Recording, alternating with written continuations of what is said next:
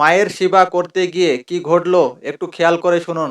দিনরাত মায়ের সেবা করত বলে রাগ করে চলে গেছেন স্ত্রী। এদিকে মায়ের সেবায় সময় দেওয়ায় হারিয়েছেন একমাত্র চাকরিটাও। তবুও আরিফুলের চাওয়া, মা বেঁচে থাক, তাহলেই সব হবে পাওয়া। আসলে এই জাতীয় ঘটনা আমাদের দেশে অনেক সময় পাওয়া যায় যে মা বাবার সেবা করাটা এটা স্ত্রীরা মেনে নিতে পারে না। মা বাবার সেবা করা, সুন্দর আচরণ করা আল্লাহ রাব্বুল ইজ্জাতুল জালাল এটা আপনার জন্য আবশ্যক করেছেন।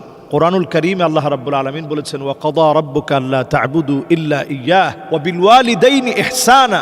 এই যে ইহসানা, এই শব্দটা এটা অনেক সময় আমরা বুঝি না। ইহসানের প্রতিদান, কাউকে আপনি অনুগ্রহ করলেন, এই অনুগ্রহের প্রতিদান আল্লাহ রাব্বুল আলামিন স্বয়ং নিজে দান করবেন।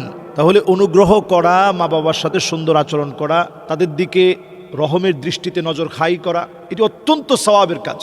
আমরা আমাদের দেশে দেখি অনেক সময় পুত্রবধূ যারা থাকে এরা অনেক সময় এই বিষয়টা মানতে পারে না। ছেলের বউরা এটা অনেক সময় দেখতে পারে না, পিতামাতার সাথে সুন্দর আচরণ সহ্য করতে পারে না। আবার অনেক সময় এটার বিপরীত হয় যে সন্তান স্ত্রীর সাথে সুন্দর আচরণ করুক, এটা অনেক সময় মায়েরা চায় না। প্রত্যেককে আল্লাহ তাআলা একটা হক দিয়েছেন, প্রত্যেকের একটা হক আছে। কুল্লুকুম রাইন ওয়া কুল্লুকুম মাসউলুন আন রাইয়াতিহি।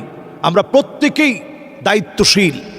দায়িত্বের ব্যাপারে আল্লাহ রাব্বুল ইজ্জাতুল জালালের কাছে আমাদেরকে প্রশ্নের সম্মুখীন হওয়া লাগবে। তাহলে আমরা প্রত্যেকেই দায়িত্বশীল, দায়িত্বের ব্যাপারে আমাদের জবাবদিহিতার সম্মুখীন হতে হবে। এজন্য আমরা আমাদের নিজের স্ত্রীর হক যেমন আদায় করছি, পিতামাতাকে যেন আমরা ভুলে না যাই। নবী করিম সাল্লাল্লাহু আলাইহি সাল্লাম কিয়ামতের আগের একটা বিভীষিকা বলতে গিয়ে নবীজি বললেন, আতা আর রাজুলু ইমরাআতাহু।